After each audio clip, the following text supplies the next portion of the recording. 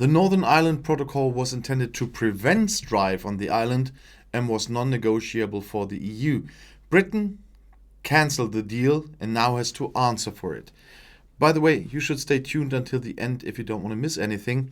And if you don't want to miss anything at all, just subscribe to my channel and click the little bell. The European Union has initiated proceedings against the UK for violating the EU withdrawal treaty. The EU Commission announced this on Monday in Brussels. The background to this is a dispute over the special Brexit rules for the province of Northern Ireland. Brussels accuses London of having arbitrarily changed agreements and thus violating the contract negotiated in 2019. The background to the current lawsuit is the unilateral decision by London to extend the current transitional regulations until October. Actually, the current first transition phase should expire at the end of March. Subsequently, for example, suppliers of animal products are said to have health certificates ready for trade between between Great Britain and Northern Ireland, which would further complicate this. Northern Irish and British companies are already complaining about problems with the currently applicable transition period with moderate controls. In Northern Ireland, some supermarket shelves remained empty at times because deliveries from Great Britain stalled. Crisis talks between the EU and Great Britain about an extension of the transitional arrangement did not produce any result. The British government had justified the following unauthorized amendment to the agreement with often excessive consequences of the Northern Ireland Protocol. The so-called Northern Ireland Protocol in the Withdrawal Treaty provides that some rules of the internal market continue to apply to Northern Ireland. This should make controls at the land border with the EU state island on the common island superfluous. As goods still have to be checked in order to meet EU standards, controls on ports on the Irish Sea between Northern Ireland and the rest of the UK have been postponed. So the problem between the UK and the EU, and particularly the European Republic of Ireland, became an intra-UK problem. Great Britain had already thwarted existing contracts with the EU. With its internal market law, the country broke international law. On the other hand, EU Commission President von der Leyen announced legal steps in October. And, of course, there's another issue I reported about already. It's the ratification of the TCA. And for some of those really stupid idiots out there that are even not able to make a difference between the withdrawal agreement and the trade agreement that was negotiated in 2020. Those are separate deals.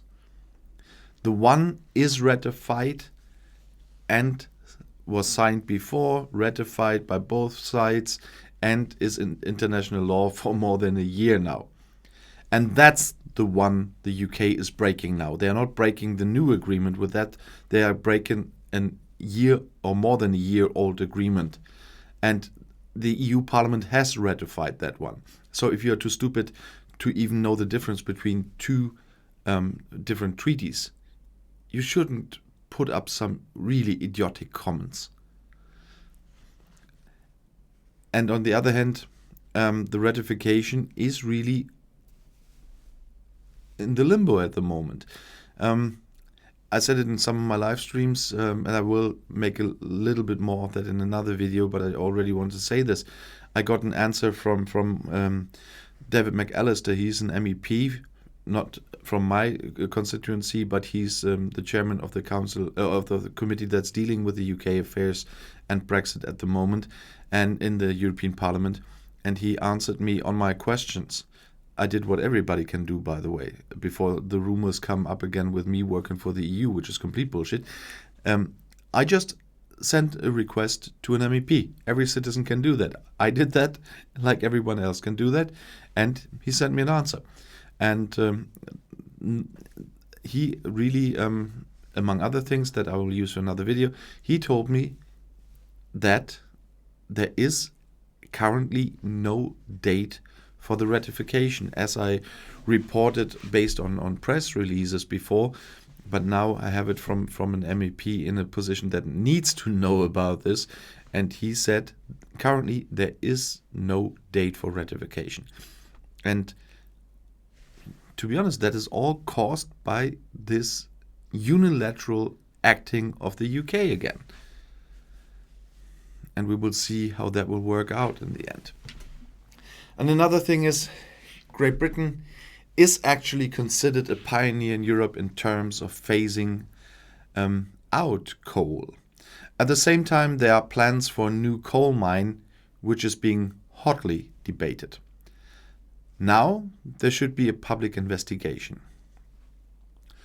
Over the past decade, the UK has made rapid progress towards phasing out coal.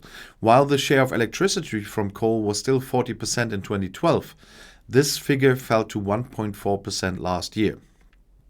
Great Britain is still relying on nuclear power and gas as energy sources, but renewable energies are the driving force behind the phase-out from coal-fired power generation.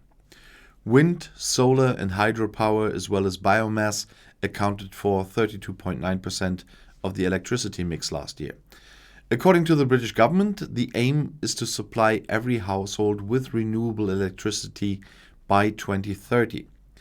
But plans for a new coal mine in Cumbria in the northwest of England have also been underway since 2019. Proponents state that hard coal is important for the domestic industrial market. The energy-intensive steel industry in particular should benefit from this and no longer be dependent on the import of foreign hard coal. The proponents also see a benefit for the climate here. After all, this would eliminate the CO2-intensive transport from Australia or North America. West Cumbria Mining, which is responsible for the coal mine, also speaks of 500 new jobs in the region. But alternatives for the energy-intensive industry are being developed. Above all, hydrogen is being praised as the technology of the future for this area. As long as hydrogen is produced using renewable energies, it could help to rapidly reduce CO2 emissions in industry, and we are dealing with that in Germany as well at the moment. Steel recycling is also to be promoted. The Climate Change Committee also doubts that most of Cumbria's coal is actually used. They assume that 85% of the coal extracted would be exported. And mining and burning the coal would cause additional CO2 emissions of 8.4 million tons annually, a study found a year ago. And with that transport, you don't get rid of the other transport. Regardless of this, 40 MPs from the ruling Tory party continue to support the construction of the coal mine.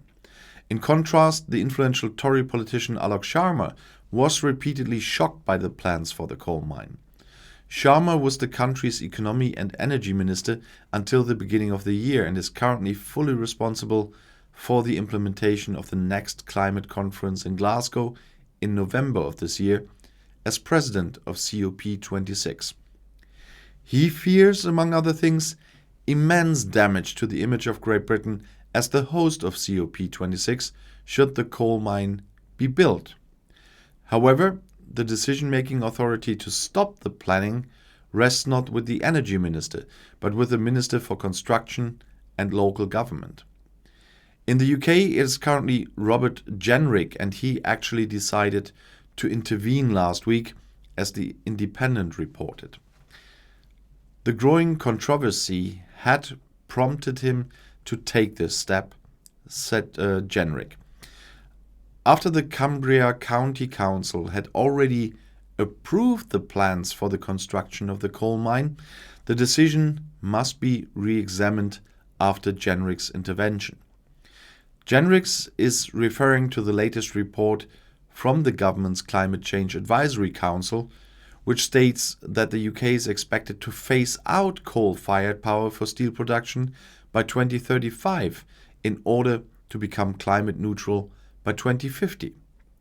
Now a public investigation is to take place in which supporters and opponents of the coal mine have their say. Opposition politicians and environmental organizations were delighted.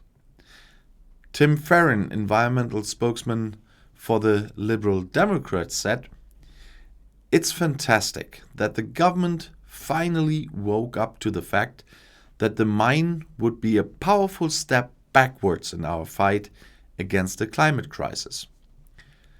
And Tony Bosworth of Friends of the Earth UK described the decision to The Independent as an alarming but very welcome U-turn. The public study will also analyze how steel production can already be made more ecological and how sustainable jobs can be established in Cumbria. And to be honest, coal, really? But there's another short topic. Ireland joined the EU's Schengen Information System on Monday, the largest and most widely used information exchange system for internal security and the management of external borders in Europe, the European Commission said in a recent press release. The implementation of the system in Ireland will support law enforcement cooperation in the fight against cross-border crime and terrorism, thus helping to improve internal security in Europe. During passport controls at the Irish border, law enforcement authorities now receive real-time information about people who have been charged or convicted of crimes in other EU countries, and also from Norway, Iceland, Switzerland and Liechtenstein. National authorities will also have access to information on vulnerable missing persons and stolen goods such as vehicles. To facilitate this cooperation, Ireland has set up a national Siren Bureau, which is linked to the offices of other member states around the clock and is responsible for coordinating the additional exchange of information related to alerts. At the end of 2020, the Schengen Information System contained around 93 million alerts for the determination of whereabouts. It was accessed 3.7 billion times in 2020 and contained 209,178 hits. That means if a search leads to an advance warning and the authorities confirm this. And if you want to stay informed, please subscribe to my channel. Auf Wiedersehen.